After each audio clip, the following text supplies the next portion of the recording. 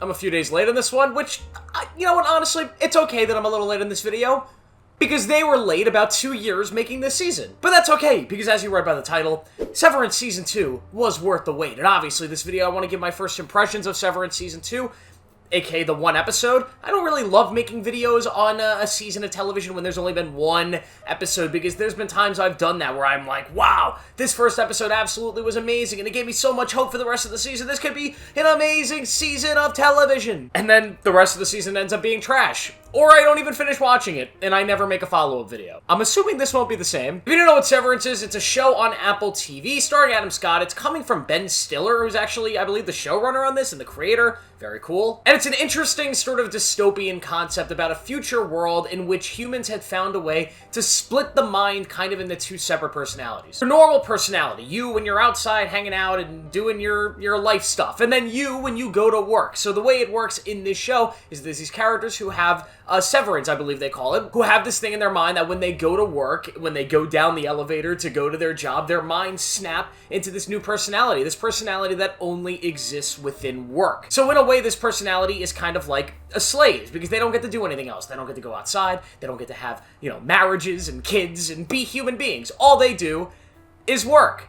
It sounds miserable. And it is. And the show tackles these different themes and ideas of how somebody would, you know, balance out that sort of life and how it kind of weighs on both personalities. And yeah, spoiler alert for season 1, as I'm going to be talking about season 2, but season 1 ends on a pretty massive cliffhanger, and I'm going to be spoiling it in like 3 seconds, so if you haven't clicked off, go do that. But at the end of season 1, our main group of characters found a way to break out of their, like, prison. These severance characters, these people who are the personalities that are only working, found a way to break out and see the real world and send out a message that they are actually prisoners in this world. And it was just a really, really good cliffhanger that, my God, they made us wait 2.5 years for this shit. But we have the first episode of season 2, and so far I'm very satisfied with the comeback of this show. The one thing I didn't do that I talked to a lot of people that are fans of this show that they happen to do, I didn't rewatch season 1 going into season 2. I wanted to see if season 1 was as good as I remembered it to be, and the way I was going to balance out to see if that was true is,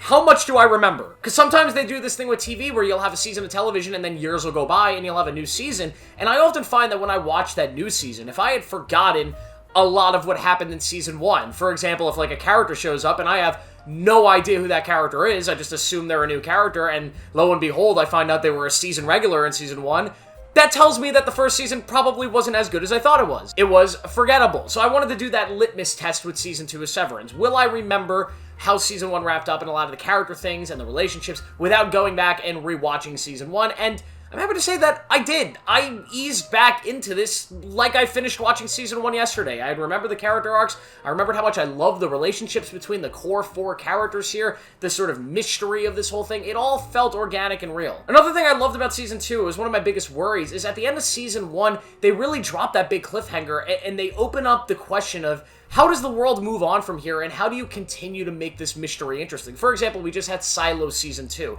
and very much like Severance, Silo Season 1 ended on a massive cliffhanger that answered a lot of the big mysteries of the show. It kind of dropped a very large bomb, and the audience said, well, here's the truth, here's what's been going on. So it's balancing that in Season 2, where Season 1 relied heavily on the mystery aspect to keep viewers engaged. That mystery's not really there in Season 2, so it's like, what now? How do you handle that? And I don't know if Season 2 of Silo handled it as well as Severance Season 2 is handling it so far, where now we know kind of the answer of some of the big questions that we have, and now we have to balance out this new world. Do we create new mysteries? How do we bring the audience back into it? How do we engage them well in this? And I think they do a really good job of it by introducing some new mysteries, by introducing these new characters who have their own sort of mysteries and backgrounds behind them. For example, there's like this little girl who's kind of like their boss now.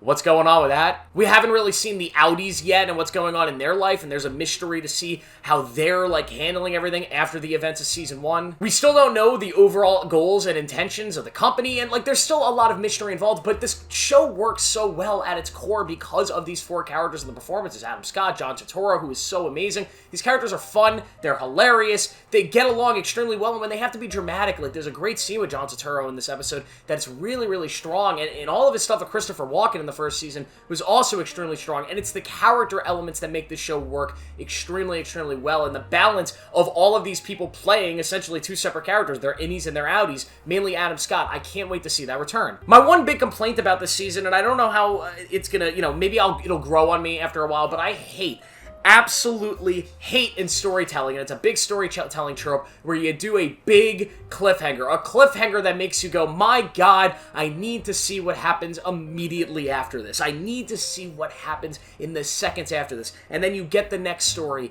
and there's like a massive time jump. And instead of getting your immediate answers to what happened right after that, you have to slowly get it in the form of sometimes flashbacks, or sometimes characters just talking about what happened and seeing where they are now.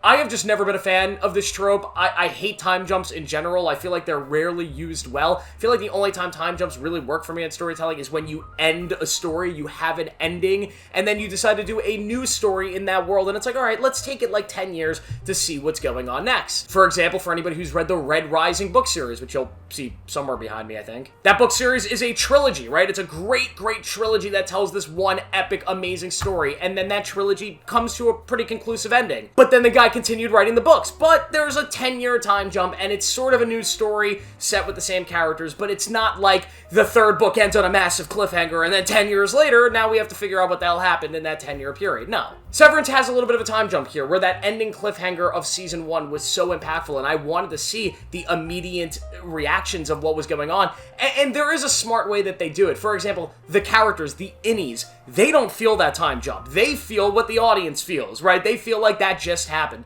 which is a very interesting way of approaching this situation, because we kind of are, or the characters are kind of seeing through the eyes of the audience. They're learning what we're learning. I don't know if I would have taken that approach.